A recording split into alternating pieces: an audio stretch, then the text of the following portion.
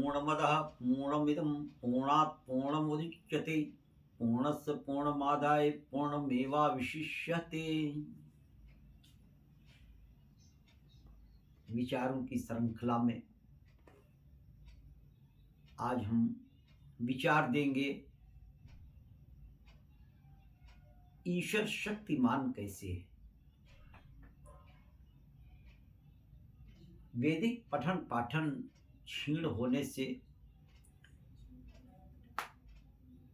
तमाम कुरीतियां पैदा हो गई, अंधविश्वास पैदा हो गया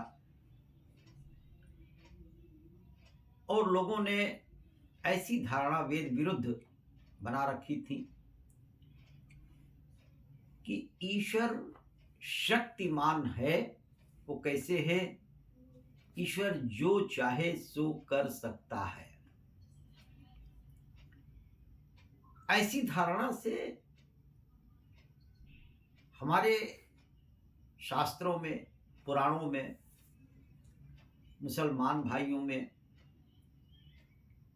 चमत्कार की बात आने लगी। ब्रह्मा जी को 3 मुख दिखा दिया,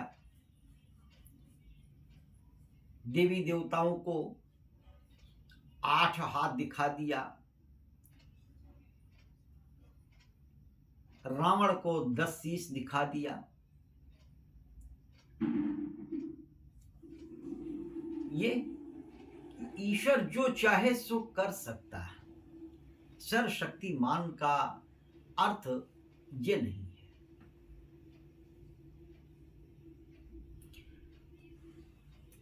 कोई भी प्रशासक हो, पहले वो अपने बनाए हुए नियम में रहेगा, वो भी अपने नियमों में अधिनियमित है। ईश्वर भी अपने बनाए हुए नियमों में है। ऐसा नहीं है कि वो जो चाहे सो कर सकता है। सर्वशक्तिमान का अर्थ पहले आप समझें। सर्वशक्तिमान का अर्थ होता है ईश्वर अपने कार्य में, अपने साधनों में वो पूर्ण है। उसे अपने कार्य में किसी के सहायता की आवश्यकता नहीं है। ईश्वर सृष्टि उत्पन्न करता है, किसी की सहायता लेता है। ईश्वर पालन करता है, किसी की सहायता लेता है। ईश्वर संहार भी करता है, किसी की सहायता लेता है।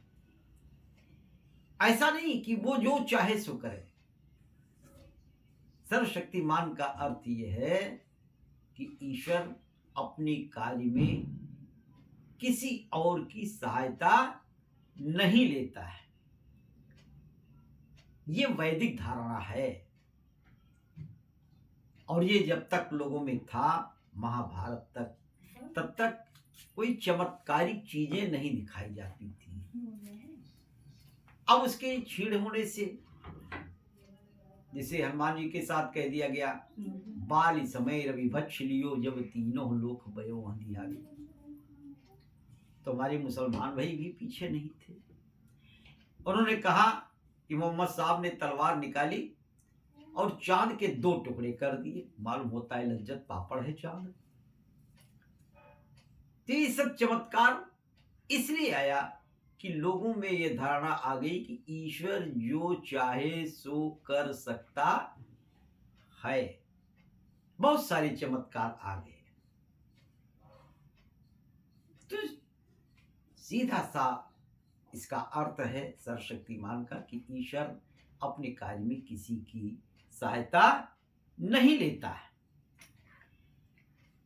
और जो चाहे सो नहीं कर सकता।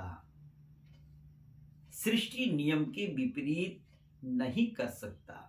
ईश्वर भी अपने बनाए हुए नियमों में अधिनियमित है। उसकी भी अपनी पाबंदियां हैं। क्या सूर्य पूरब से निकलकर पश्चिम में अस्त होता है?